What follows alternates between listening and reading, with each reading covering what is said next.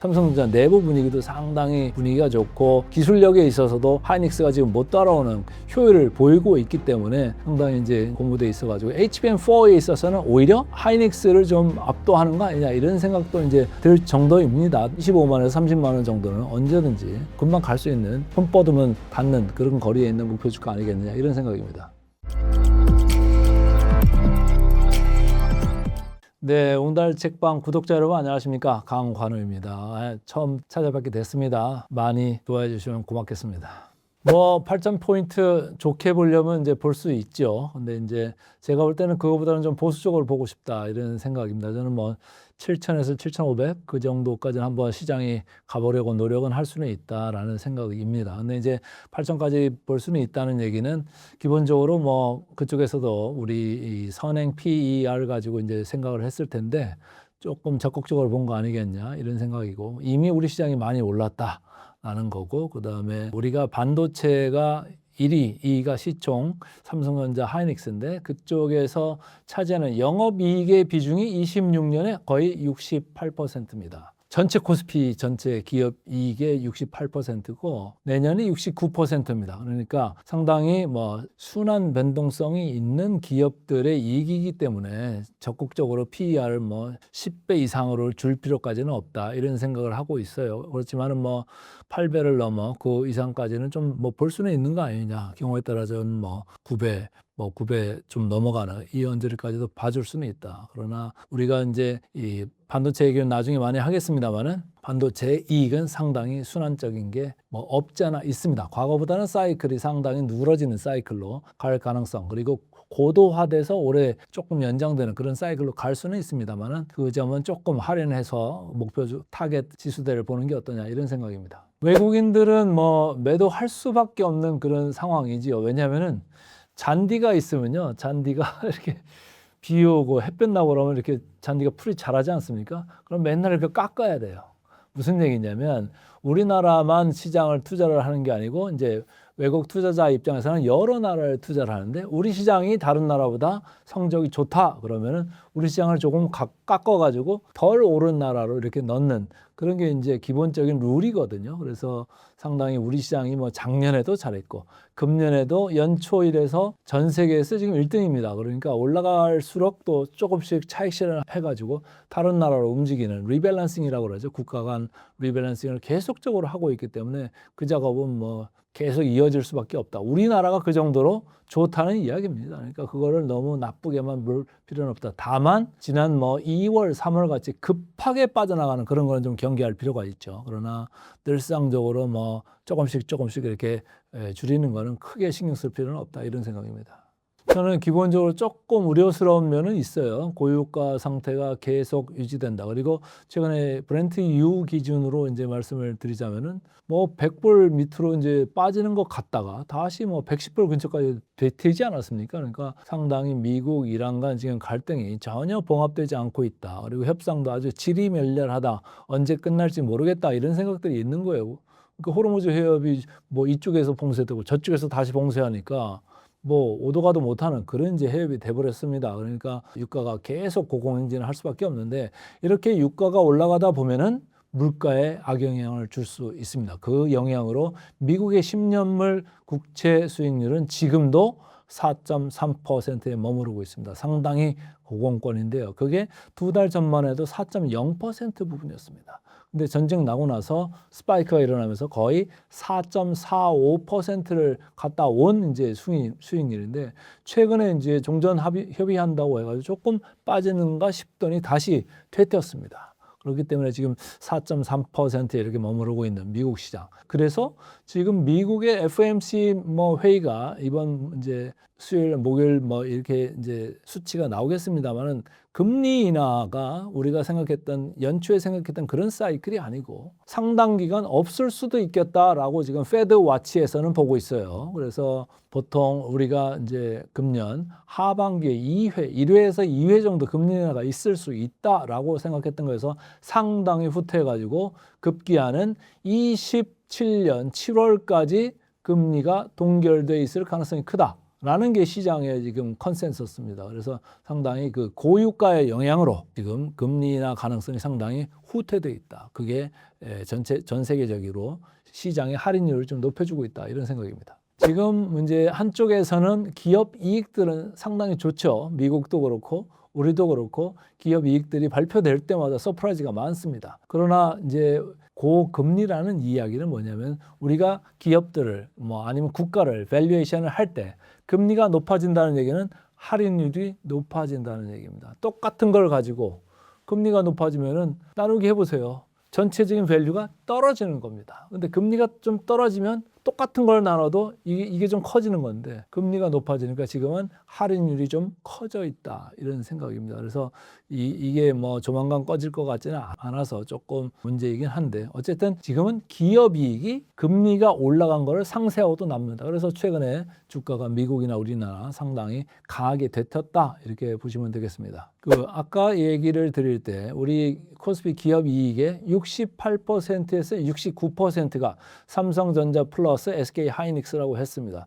그러면 나머지 31에서 32%는 기타 이제 종목인 건데요. 그 종목들 중에서 금융, 증권, 보험 여기를 뺀 나머지 이제 기타 회사들을 봤을 때는 지금 사실은 싸다고 생각하지 않습니다. 그 기업들의 주가들은 최근에 내러티브가 좋아서 아니면 AI의 밸류체인 선상에 있어서 주가가 많이 올라간 느낌 또 플러스 최근에 ETF를 통해서 머니시프트가 상당히 주식시장으로 들어오고 있습니다. 그러니까 사고 이렇게 올라가는 선순환 그 사이클 선상에 있기 때문에 주가들이 많이 올랐다라는 거예요. 그래서 저는 우리 코스피가 6,600, 6,700을 지금 왔다 갔다 하고 있는 이런 상황에서는 오히려 삼성전자나 SK같이 진짜 코어 종목의 비중을 조금 더 강조를 해드릴 필요가 있는 것 같고 그 이외에 코어가 아닌 종목들은 덩달아서 올라간 그리고 ETF라는 수급으로 올라간 느낌이 좀 있기 때문에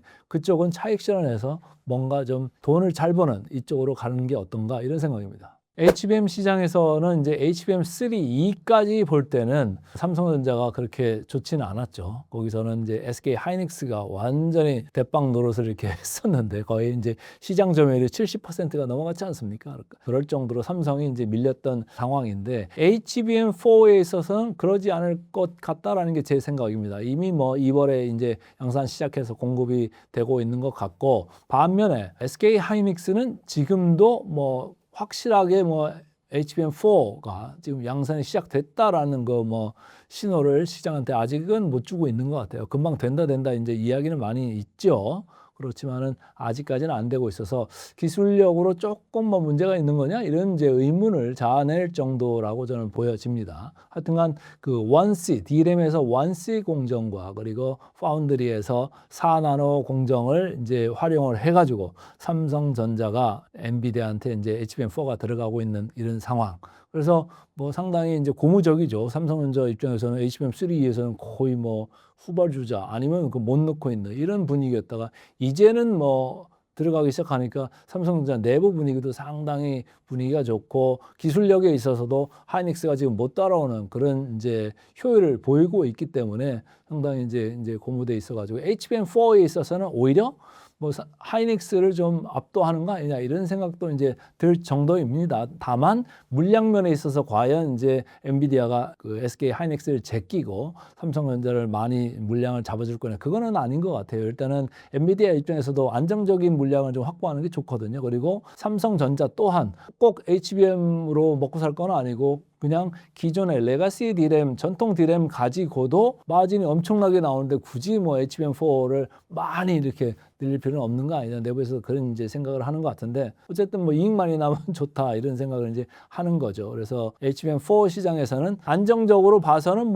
삼성전자가 잘하고는 있습니다만은 SK 하이닉스한테 아무래도 물량 배정을 엔비디아가 많이 할 것 같다. 그래서 작년까지 70%의 마켓 쉐어를 SK 하이닉스 하고 있었다면 삼성전자가 조금 앞서 나가 있기는 해도 60%대에서는 마켓 쉐어를 SK 하이닉스가 유지할 수 있는 거 아니냐. 그러면 삼성전자는 나머지 40%에서 마이크론하고 조금 갈라가는 게 있으니까 어느 정도 위치를 HBM3E보다는 확실히 할 수 있다라는 생각이고, 파운드리에 있어서는 지금 파운드리에서는 제일 앞에 있는 게 뭐죠? 대만의 TSMC입니다. 거기서 상당히 이제 전 세계 마켓 시어 1등을 하고 있는데, 거기는 뭐 독점적인 이런 위치까지 올라가고 싶지가 않은 거예요. 그러니까 캐파 증설도 이렇게 띄엄띄엄 천천히 가잖아요. 그래서 책 잡히지 않으려고 하는 거고, 그 다음으로 이제 우리 삼성전자가 서 있는 건데, 뭐 최근 뭐 작년까지만 해도 기술력으로 이렇게 입증을 못 해가지고 사실은 삼성전자가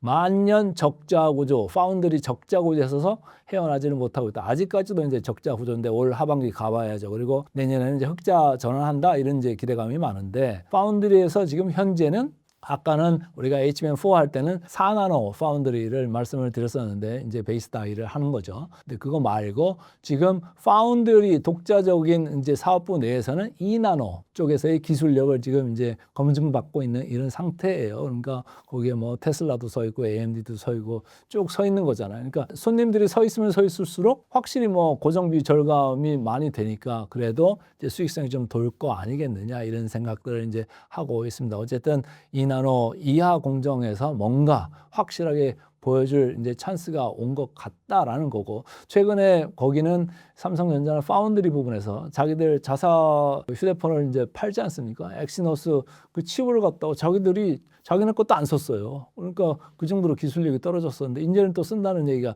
나오고 있거든요. 그러니까 기술력이 어느 정도 좋아진 거는 같다라는 거죠. 그래서 거기서 좀 좋아지면 좋은데, 적자가 나는 데서 흑자가 된다고 해서 엄청나게 흑자가 날 것 같지는 않습니다. 다만 이제 그 파운드리 부분에서의 턴어라운드를 기대하는 사람들이 좀 많아졌다, 이런 생각입니다. 삼성전자가 1분기에 상당한 영업이익을 냈죠. 그런데 그거에 비해서는 주가가 뭐 그렇게 올라가기는 올라갔습니다만은 지금 여기서 더 올라갈 수 있는 거 아니냐. 일부에서는 뭐 30만 원 얘기도 하는 건데 더 올라가면 좋죠. 근데 이제 삼성전자는 우리나라의 시가총액을 1위를 차지하고 있으면서 우리나라를 대표하는 주식입니다. 그렇기 때문에 외국인들 입장에서는 첫 번째, 한국을 사고 싶으면은 삼성전자를 산다, 이런 생각도 많이 합니다. 그거는 이제 반도체이기 때문에 산다도 있지만은 반도체가 아니어도 한국의 전체 시가총액 비중 1등을 하고 있기 때문에 제일 먼저 산다는 거예요. 근데 팔 때도 제일 먼저 판다는 겁니다. 그래서 그거를 항상 머릿속에 넣고 계셔야 되는데, 영업이익 비중이 높음에도 불구하고 왜 그러면 덜 사느냐, 그리고 최근에 외국인 지분율이 왜 많이 떨어졌느냐 하면, 아까도 말씀드린 바가 있습니다만 외국인들은 한국 줄일 때 제일 먼저 줄이게 돼 있어요. 삼성전자를 제일 먼저 줄이게 돼 있죠. 그래서 지금도 외국인 지분율이 49.2%까지 내려갔어요. 이게 최근 1년 반 전만 해도 56%대에 있던 겁니다. 어마어마하게 많이 줄였죠. 그래서 많이 줄여놨는데, 좀 저는 너무 많이 줄였다 이런 생각을 합니다만은 계속 주가가 오르니까 줄일 수밖에 없어요. 한국 비중을 계속 줄일 수밖에 없는 이런 상황이 있다라는 걸 좀 이해를 하시면 좋고, 그리고 그들 나름대로도 가지고 있는 비중에 한계가 있을 거라고요. 한계를 자꾸 넘어가면 계속 줄이게 돼 있어요. 기계적으로. 삼성전자가 싫어서 줄이는 게 아니라 기계적으로 줄일 수밖에 없는 그런 이제 외국인의 상황도 있다. 우리나라 기관들도 마찬가지거든요. 삼성전자만 만약 독주를 한다 그러면 이게 줄이게 돼 있어요. 그래서 뭐 그 부분에서는 좀 이해를 하시는 게 어떤가, 이런 생각입니다. 40만 원까지는 몰라도 제가 볼 때는 뭐 30만 원까지는 도전해 볼 수 있는 거 아니겠느냐, 이런 생각을 합니다.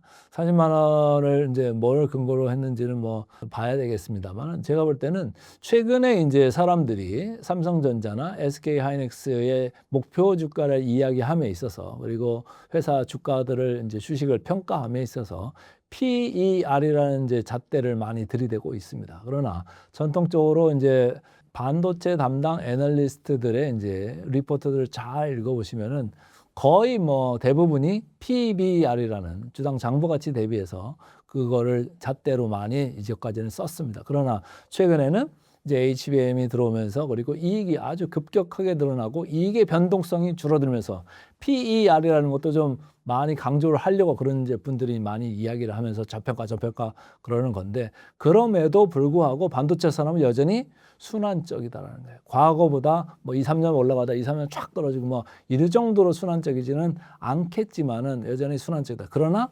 최근에 이제 올라와서 조금 이게 연장 고도로 이제 올라간 이 수익성이 연장된다는 이런 생각을 한다면은 뭐 PER을 좀 많이 읽어줘도 되죠. 그래서 제가 볼 때는 뭐 이게 꼭 40만 원을 뭐 간다라는 의미에서 그렇게 이야기한 건 아니고 어느 거를 잣대로 볼 거냐라는 이제 생각으로 볼 때는 PER로 보면 그렇게 적극적으로 읽어줄 수도 있다. 근데 저 같으면은 PBR 전통적으로 봤던 잣대하고 거기다 플러스해서 PER을 좀 혼합해서 봐주는 게 어떠냐라는 생각인 거고 그렇게 봤을 때는 뭐 25만에서 30만 원 정도는 언제든지 금방 갈 수 있는 손 뻗으면 닿는 그런 거리에 있는 목표 주가 아니겠느냐 이런 생각입니다. 지금은 초입 단계는 확실히 지난 게 맞고요. 뭐 중간 단계 정도 가고 있는 거 아니냐 이런 생각인데 최근에 BNK 증권에서 리포트가 SK 하이닉스 중립으로 하향하는 리포트가 나왔죠. 근데 거기서 뭐라고 써 있냐면 AI 사이클이 거의 이제 끝나간다 이런 느낌으로 거기 리포트에 써놨어요. 저는 그거에 뭐 완전히 이제 동의하지는 않는데 어쨌든 중간 정도는 지금 지나고 있는 거 아니냐 이런 생각입니다. 일부에서는 아직도 뭐 야구로 치면 9회 정도에 뭐 2회, 3회밖에 안 됐다. 이제 이런 얘기를 하는 건데 각자 보는 눈들이 다르니까 뭐 틀릴 수가 있겠죠. 근데 우리가 뭐 예를 들어서 예전에 인터넷을 막 초반에 이제 쓰기 시작해가지고 볼 때는 그때도 막 한번 갔다가 주가가 난리를 치고서 한번 이제 거의 뭐 망한 기업들이 엄청나게 많았었거든요. 그 뒤로 우리는 최근 한 20년, 30년 동안 인터넷을 엄청나게 많이 쓰거든요. 그걸로 보면 지금 뭐 2회, 3회일 수도 있는 거죠. 그러나 우리가 주가적으로 봤을 때는 이미 저는 중간 정도는 좀 지나가고 있는 거 아니냐라는 거고 BNK 증권에서는 그거보다 더 뒷부분에 있는 거 아니냐. 그러니까 이제 하이닉스 주식을 갖다가 이익은 이제 상향을 했습니다만은 목표 주가는 뭐 그냥 내두면서 거의 뭐 중립으로 그냥 내려버렸잖아요. 예, 그래서 상당히 관심들을 이제 끌고 있는 건데 아마 시장에서 논쟁이 많을 겁니다. 이게 과거의 사이클대로 그렇게 가는 걸로 봐줄 거냐, 안 봐줄 거냐. 이게 이제 일단 HBM 때문에 지금 이익률이 뭐 하이닉스로 치면은 1분기에 벌써 뭐 72%까지 영업이익률이 올라왔습니다. 어마어마한 이익률입니다. 이게 제조업의 우리나라 평균이 얼마나 될까요? 10%밖에 안 됩니다. 그런데 이게 뭐 72% 갔다 하면 엄청난 거고 그럼 여기서 영업이익률이 어디까지 더 올라갈 거냐 이걸 좀 생각을 해봐야 되는데 받아줄 때가 있으면 더 올라가겠죠. 근데 받아줄 때가 뭐 적절치 않다 그러면 올라가다 이제 막힌다. 근데 주가는 영업이익률이 더 올라가지 못하면 그때부터는 아마 망설이기 시작할 겁니다. 아직까지는 올라가는 놈이 조금은 더 남은 것 같다. 왜냐? 1분기에 우리가 뭐 한 8, 90% 이제 그 반도체 가격이 올라간 걸 봤는데 2분기에도 뭐 한 3, 40% 이 정도는 생각을 하니까 2분기 실적도 잘 나올 거예요. 그럼 뭐예요? 2분기에도 영업이익률이 더 올라가 있을 거다. 그러나 이제 3분기, 4분기 가면서 그렇지 않게 시장 상황이 바뀔 수도 있다는 그 생각을 이제 하시면서 가면 좋을 것 같습니다. 이제 조금 보수적인 투자자가 있고 조금 공격적인 투자자가 있죠. 그거를 이제 볼 때는 베타라는 걸 보시면 좋아요. 주가가 이 베타 따라 가지고 이제 상당히 이제 운이 엇갈리는데 올라갈 때는 뭐가 베타가 높죠? 하이닉스가 높습니다. 하이닉스가 거의 2에 육박하는 정도로 변동 민감도가 큽니다. 근데 내려갈 때도 하이닉스가 커요. 더 많이 내려가죠. 근데 보수적인 투자자라면 그러면 하이닉스보다는 삼성전자를 할 거라고 봅니다. 왜냐? 베타가 하이닉스의 그것보다 훨씬 낮습니다. 1.3, 1.4 이 정도밖에 안 돼요. 그러니까 지수가 1 움직일 때 삼성전자는 1.3에서 1.4 정도밖에 안 움직입니다. 내려갈 때도 마찬가지죠. 그래서 상당히 좀 완충하는 그런 느낌이 좀 있는 반면에 하이닉스는 널뛰기를 하죠. 올라갈 때는 막 팍 올라갔다 내려갈 때 팍 내려가고 한국인의 정서에 잘 맞죠. 그래서 좀 공격적이고 좀 투기적이다 이런 분들은 아마 하이닉스를 많이 좋아하실 거고 그렇지 않고 연세가 좀 있고 좀 방어적이다 보수적이다 하는 분들은 아마 삼성전자를 좋아하지 않을까 이런 생각입니다. 저는 뭐 ETF도 간접 투자의 하나의 이제 상품인 건데 그것도 좋습니다만 초보자라는 전제 하에서는 아무래도 직접 주식을 공부하고 또 파헤치고 하면서 그걸 좀 느낌으로 보는 게 어떨까 이런 생각을 저는 더 많이 하는 사람이에요. 그래서 삼성전자가 있으면 삼성전자 뭐 A부터 Z까지 조금씩 알아가는 과정에 뭐 한 주씩 사도 좋고 일주일에 한 번씩 사도 좋고 한 달에 한 번씩 사도 좋고 주가 내려가는 것도 한번 겪어보고 올라가는 것도 겪어보고 그런 생각을 하시려면은 뭐 개별 주식으로 삼성전자나 SK 하이닉스 주식을 사는 게 좋고 아예 나 그런 거 모르겠고 나 바빠서 그럴 시간 없고 그냥 넣어놓고 나 주식 투자할래 라고 하면 이제 ETF를 살 수도 있는 거죠. 그래서 각자의 상황에 따라서 좀 다르지 않겠냐 이런 생각입니다.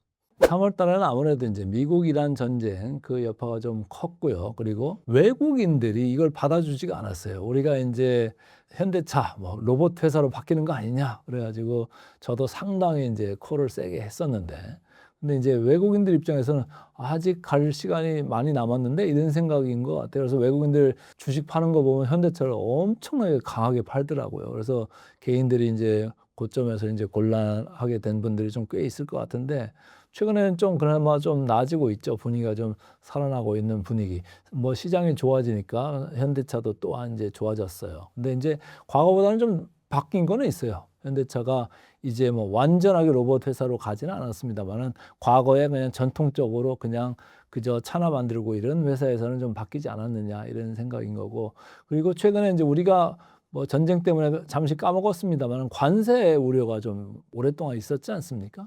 네, 관세 우려가 있었음에도 불구하고 아주 전략을 잘 펴가지고 현지 생산 이거를 하면서 관세를 좀 상당 부분 한 60% 70% 정도는 빠져 이제 회피해서 나가는 그런 부분이 좀 있었던 것 같고, 그리고 제품 이제 믹스에 있어서도 하이브리드 이쪽 차를 갖다가 많이 이제 판게 이익 마진의 믹스에 있어서도 많이 개선 효과가 있었지 않는 거냐, 그래서 그런 생각을 좀 하고 있습니다. 그래서 볼륨적으로는 조금 뭐 이슈가 있어도 그 마진 믹스에서 상당히 좋아졌다. 그래서 외국인들이 조금 뭐 급하게 팔아서 뭐 안타까운 면은 있었습니다만, 결국은 나중되면 조금 좋아지는 국면으로 가는 거 아니겠느냐 이런 생각을 합니다. 그거는 왜 그러냐면, 우리가 로봇에 대해서 막연히 이게 이제 기대를 하는 게 아니고, 최근에도 보면 삼성전자도 그렇고 뭐 다른 하이닉스도 그렇고 돈 많이 버니까 또 노조가 막 들고 일어나고 막 그런 게 있잖아요. 그런데 현대차도 이제 강성 노조가 있어가지고 뭐 그런 이슈가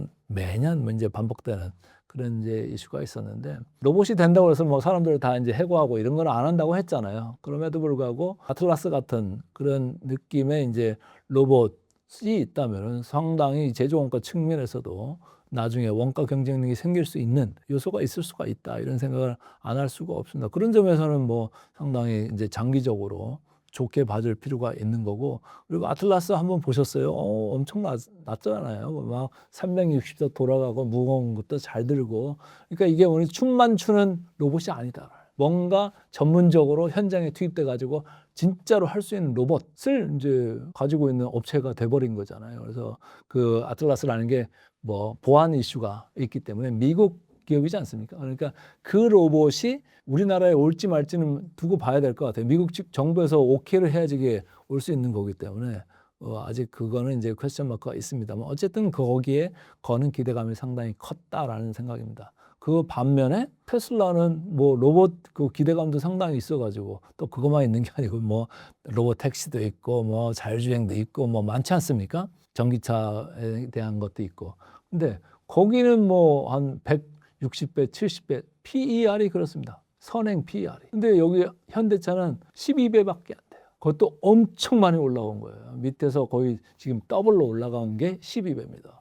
그럼 테슬라의 로봇하고 현대차의 로봇하고 제가 볼 때는 현대차의 그 아틀라스가 더 쓸모 있는 것 같거든요. 테슬라 거는 거의 뭐 그냥 도우미 정도 수준의 그런 거 아니겠느냐라고 봤을 때는 우리가 더 쳐줘도 되는데 아직도 덜 쳐주고 있는 것 같다라는 거예요. 그래서 우리가 밸류에이션을 뭐 이렇게 달걀로 이렇게 비교는 할 수 없습니다. 왜냐하면 테슬라가 영위하는 이제 사업들이 많고 꿈이 많은 그런 주식이기 때문에 그렇기는 하지만은 현대차의 12배는 조금 너무 박한 거 아니겠느냐, 테슬라 대비해서 말이죠. 그래서 그런 개인적인 생각을 하고 있습니다.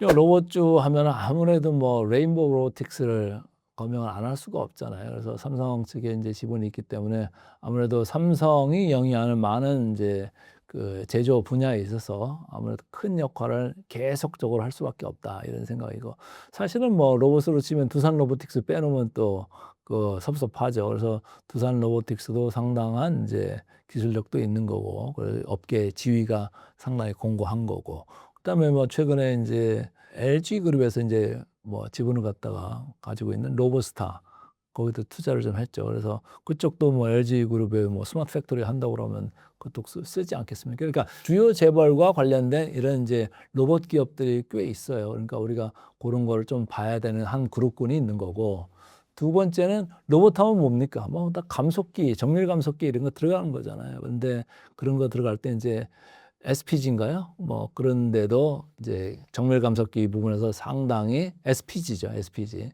상당히 이제 기술력이 있는 거고 SBB테크 거기도 이제 상당히 초정밀 감속기 부분에서 상당히 기술력이 있다. 그래서 재벌 관련돼서 안정적인 걸 보고 싶다 그러면 아까 말씀드린 뭐 레인보우 로보틱스나 두산 로보틱스나 로보스타나 뭐 그런 걸 이제 볼 수도 있는 거고 그 정밀 감속 나 부품을 볼래? 부품은 뭐 재벌 아니라도 꼭 들어가야 되잖아요. 그런 게 없으면 로봇을 만들 수가 없지 않습니까? 그리고 원가에 제조 원가의 한 30-40%를 그런 정밀 감속기가 차지하고 있기 때문에 그런 걸 이제 볼 수도 있겠다 이런 생각을 해요. 그래서 본인의 취향에 따라 가지고 이제 볼 수는 있는 건데 로봇 업체가 이제 작년까지만 해도 주로 우리 이제 꿈을 먹고 내러티브로 주가들이 많이 움직였는데 이제는 이제 실적으로 보여줄 때가 됐어요. 그리고 시장에서도 깐깐해져서 실적을 보고 싶어 할 거다 이런 생각을 하고 있습니다. 그래서 그런 면에서는 아직 미진한 부분이 좀 많기는 하나 뭐 실적이 좋아질 수 있는 그런 기업들을 찾아내신다면은 뭐 그쪽에 보시는 것도 괜찮다라는 생각이고 앞으로 이제 로봇이 곧 이제 본격적으로 이제 산업 현장에서 쓸 수 있는 게 얼마 남지 않았습니다. 거의 2년 상관밖에 안 남았기 때문에 이제는 또 그쪽 로봇 관련주도 상당히 이제 각광을 받을 수가 있고 최근에도 뭐 로봇주들이 반등이 좀 강하게 왔잖아요. 그래서 그런 걸 직접 하시기 어려운 분은 뭐 ETF를 하셔도 괜찮을 수도 있다 이런 생각입니다. 로봇주는 이제 아까도 말씀드렸습니다만 안정적인 거에 있었을 때는 재벌 관련되는 이름 있는 것들에 넣는 게 좋은 것 같고 아니면 나는 그냥 하나의 뭐 공격적으로 해가지고 하겠다 그러면 그 중에 뭐 예를 들어서 아까 얘기했던 뭐 감속기 업체라든지 뭐 그런 이제 AI 비전 또 할 수 있는 그런 데도 있지 않습니까? 그래서 그런 업체를 뭐 골라가지고 살 수도 있는 건데 제가 볼 때는 여기서 지금 판가름이 안 날 수도 있는 로봇 업체들이 좀 많이 있기 때문에 뭐 ETF가 저는 괜찮을 것 같아요. 그래서 상당히 로봇 업체도 상당히 많아지고 있고 ETF가 뭐 있기 때문에 그걸로 이제 간접 투자도 가능한 건데 단 이제 이런 거는 있어요. 중국에서 로봇 업체가 상당히 많거든요. 중국 업체들이 많은데 너무 많아가지고 이제 살아남지 않는 회사들은 다 이제 죽는 그런 경우가 많아요. 그래서 항상 그런 이제 사이클이 반복이 됐는데 로봇 산업에 있어서도 중국이 뭘 이렇게 가지고 들어오면 우리나라가 견뎌내지는 못해요. 너무 싸고 너무 잘 만들고 이런 데도 이제 가끔씩이라도 있으니까 말이죠. 그래서 좀 조심을 하면서 로봇 쪽은 접근하시는 게 어떤가 이런 생각입니다. 당연하죠. 로봇이 쓰는 배터리가 뭐예요? 요새 우리가 관심 있는 게 전고체 배터리 관련해 가지고 삼성 SDI 같은데 이런 데를 되게 많이 지금 좋아라 이렇게 보고 있지 않습니까? 그러니까 로봇이 그냥 가만히 있는 게 아니고 하루 종일 일을 시켜야 되잖아요. 하루 종일 지치지 않고 일하는 하게 만들 수 있는 배터리는 전고체 배터리를 우리가 이제 생각을 하는 거죠. 그렇다 보니까 뭐 삼성 SDI도 주가가 상당히 좋았고 또 뭐 양극재 공급하는 뭐 포스코 퓨처엠 이런 데들도 이제 최근에 각광을 받았던 이유거든요. 근데 이제 로봇이 당장에 그럼 지금 필요한 거냐? 그건 아니잖아요. 한 2년 정도 시간이 남아있는 이런 이제 그런 이제 테마이기 때문에 조금 뭐 천천히 접근해도 되는 거 아니겠느냐 이런 생각입니다. 저는 뭐 기본적으로 한번 이번에 아뜨거를 했잖아요. 이거 기름을 갖다가 우리가 의존을 아직도 이렇게 많이 하고 있구나 이런 생각을 하고 있는 거고 반면에 원전 같은 거는 좀 우리가 무섭고 위험하다고 이렇게 생각을 했었는데 그러고 있던 제가 지금 데이터 센터 붐이 쫙 이렇게 일면서 이걸 좀 어떻게 전력이 지금 필요한 건데 과거에는 원전 이야기도 못 꺼냈었어요. 근데 이제 지금 미국에서는 야 지금 안 되겠어 원전 특히 SMR 같은 거 많이 옆에다 놓고 그냥 전기 갖다가 쓰겠다 이런 거예요. 왜?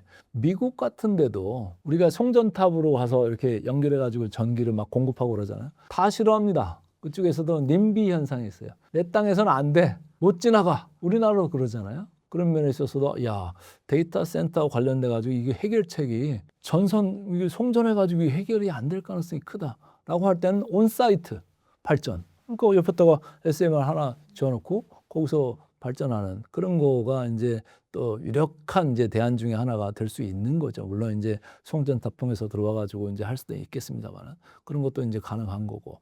두 번째는 이게 탄소 배출 이슈에서 이게 걸리잖아요. 다른 이제 화석 연료로 하고 그러면은. 근데 원전은 그런 이슈가 없지 않습니까? 그러니까 그런 거에서도 이제 괜찮은 대안이 될 수 있기 때문에 원전이 상당히 이제 각광을 받을 수 있는 그런 세상으로 지금 들어가고 있는 거죠. 다만 지금부터 짓고 뭐 설치하려고 하려면 시간이 많이 걸리는데 그나마 SMR은 뭐 3년에서 5년이면 충분히 그게 이제 설치가 가능한 그게 되니까 훨씬 더 뭐 우리가 빠른 시간 안에 볼 수 있다. 이런 대안이 될 수 있다라는 측면에서 이제 사람들이 좋아하는 거고 미국에서도 뭐 상당히 그런 관련주들이 뭐 변동성은 있습니다만은 되게 사람들이 좋아하는 거 아니겠냐 이런 생각입니다. 아무래도 이제 미국에서 이제 뭔가 이 시장이 열리는 거를 생각을 해서 대미 투자 특별법에서 아마도 뭐 먼저 하라고 할 것 같은 게 우리가 먼저 하고 싶어 하는 게 아마 원전 그 관련되는 사업 아니겠느냐 이런 생각입니다. 미국은 이미 원전 시장이 상당 기간 닫혀 있었어요. 그래서 거기다가 원전을 지어본 시공 경험이 있는 회사들이 없죠. 밸류 체인도 없죠. 근데 우리나라는 어떻습니까? 뭐 두산 에너빌리티도 있고 현대건설도 있고 한전기술도 있고 뭐 해외에 가서 많이 해봤잖아요. 그리고 최근에는 뭐 우리가 체코, 폴란드 뭐 이런 데서 이제 그런 걸 컨트랙을 수주를 이제 많이 받아가지고 우리는 뭔가 보여줄 수 있는 게 있어요. 그래서 우리가 다 끌고 들어가려면 뭐예요? 여기서 뭔가 대미 투자 특별법 같은 게 이제 규제 완화 좀 해주면서 들어갈 수도 있는 거고 그쪽에 미국 들어가서도 미국에 있는 걸 우리가 이제 많이 빨리빨리 도와줄 수 있는 거잖아요. 그래서 상당히 잘 만들었다. 그리고 빨리 잘 만들었다. 이런 생각입니다. 부산이 뭐 이제 주기기도 많이 하고, 그 다음에 그 대형 원전도 하지만 이렇게 이제 SMR도 이제 하는 거잖아요. 그래서 금년부터 이제 그런 이제 얘기들이 계속적으로 두산 에너빌리티 주가에 이제 영향을 줄 텐데, 아직까지 뭐 우리나라 이제 SMR 그 표준이 이제 확정은 안 됐기 때문에 조금 시간을 걸리겠습니다만 결국은 아까 얘기한 대로 경험이 있고 그리고 증명된 업체들이 이렇게 전 세계적으로 많지는 않다. 그리고 원가 경쟁력도 있고 그리고 전체적으로 이 사업 수행 능력에 있어서도 이미 이제 검증받은 이제 업체 중에 하나이기 때문에 두산 에너빌리티가 이제 끌고 간다고 하면은 뭐 미국 시장, 미국 내부에서도 상당히 좋아를 할 거는 같아요. 그리고 그쪽에서는 최근에 원전만 있는 게 아니고 또 가스 발전도 있고 또 여러 가지가 있잖아요. 근데 그쪽에서 이익이 지금 당장에 많이 나는 건 아니에요. 근데 앞으로 사업성을 보면서 시장이 열릴 거다라고 보니까 우리 시장, 이제 주식시장에 돈들이 이제 많이 가서 있는 건데, 밸류에이션은 조금 약점은 있어요. 밸류에이션이 상당히 높은 편이죠. 근데 이제 이익이 지금부터 많이 늘어나면 그거 기대에 대해서 만약 충족을 할 수 있다면 지금부터라도 주가도 뭐 괜찮을 수 있는 건데 이미 좀 밸류에이션이 높이 와 있기 때문에 제가 볼 때는 최근에 이제 조방원 얘기가 뭐 오늘 내일 이제 있던 얘기가 아니잖아요. 상당히 오래됐잖아요. 그렇기 때문에 주가적으로는 여기서 쭉 이렇게 뻗어가는 그런 것보다는 아마 트레이딩에 기회가 있는 그런 주식이 되지 않겠느냐 이런 생각입니다. 저는 뭐 시기적으로는 빠르지는 않다. 이미 상당 기간 조방원의 시대가 있었고 앞으로도 물론 있겠습니다만은 지금부터는 실적으로 증명을 해야 되는 이제 기간으로 들어가는 거예요. 기대감이 먼저 들어올 때 사실은 주가가 많이 좋거든요. 그래서 지금은 조금 비싼 부분에 있기 때문에 변동성이 있을 거다. 변동성을 감안해서 뭐 자기가 이제 딱 타겟을 이제 한 구간이 있다 그러면 저감에서 고감에도 이런 정도로 좀 하시는 거고 이게 밸류가 높기 때문에 비중 조절을 너무 많이 해 놓으시면은 이게 좀 안 좋을 수도 있다라는 거예요. 그러니까 아까 우리 삼성전자, 하이닉스 뭐 이런 얘기도 했습니다만은 대체적으로 코어 핵심 주식에 들어갈 거는 딱 넣고 조방원이나 뭐 기타 것들은 뭐 예를 들어서 한 아이디어당 뭐 한 5% 10%씩 이렇게 넣는다고 하면은 뭐 적절하지 않을까 이런 생각입니다. 아무래도 이제 설계하면 이제 한전 기술 같은 거고 이제 용역으로 계속 이제 유지 보수하는 거는 또 한전에 또 다른 이제 회사가 있지 않습니까? 그런 쪽으로 보셔도 좋고 원전 정밀 계측하는 거는 뭐 우진이라는 이런 회사도 있는 거고 그다음에 뭐 BHI도 있고 여러 가지 이제 회사들이 있어요. 그래서 여기도 마찬가지입니다. 최근에 아주 각광을 받았던 ETF가 바로 원전 관련 ETF였거든요. 그래서 상당히 밸류 체인이 많이 있는데 그걸 하나하나 대응하기보다는 뭐 이 그룹으로 나는 그냥 넣고 싶어 이렇게 생각하셔도 괜찮을 것 같아요. 왜냐하면 뭐 이게 수혜를 받는다 그러면 뭐 두산 에너빌리티만 받는 게 아니고 그 안에 뭐 아까 말씀드린 한정 기술도 한정 KPS도 그렇고 우진도 그렇고 다 BHI도 그렇고 다 들어가거든요.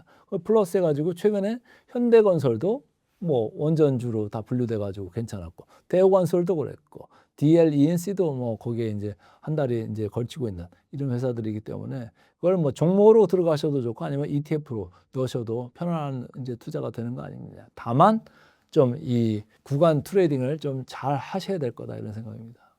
제가 100% 중에서 한 뭐 50% 정도는 IT 플러스 IT 소부장에 일단 넣고 싶어요. 왜냐하면 삼성전자와 SK하이닉스의 영업이익 비중이 전체 코스피의 무려 68%에서 69%라고 그랬잖아요. 상당한 비중을 두 회사가 차지하고 있고 IT 소부장까지 하면 더 많아질 수 있죠. 그렇지만 뭐 한 50% 정도는 해야 되는 거 아니냐라는 생각인 거고, 그다음에 20% 정도는 현금으로 저는 계속 유지를 하고 싶어요. 그때 이제 트레이딩 아이디어가 있으면 뭐 트레이딩을 할 수가 있죠. 그리고 나머지 30%는 뭐 그게 조선이 됐든 방산이 됐든 원전이 됐든 전력 인프라가 됐든 아니면 밸류업 주식들이 있지 않습니까? 그런 주식들을 그때그때 좀 탄력적으로 대응하는 이런 걸로 간다고 하면은 뭐 전체적으로 잘 방어가 되지 않겠느냐 이런 생각입니다. 네, 웅산 채빵 오늘 이제 처음 와가지고 여러분들 이제 찾아뵙게 됐는데 앞으로도 또 기회 있으면 다시 또 찾아뵙는 일이 생길 수도 있겠습니다. 많이 시청해 주시면 고맙겠습니다.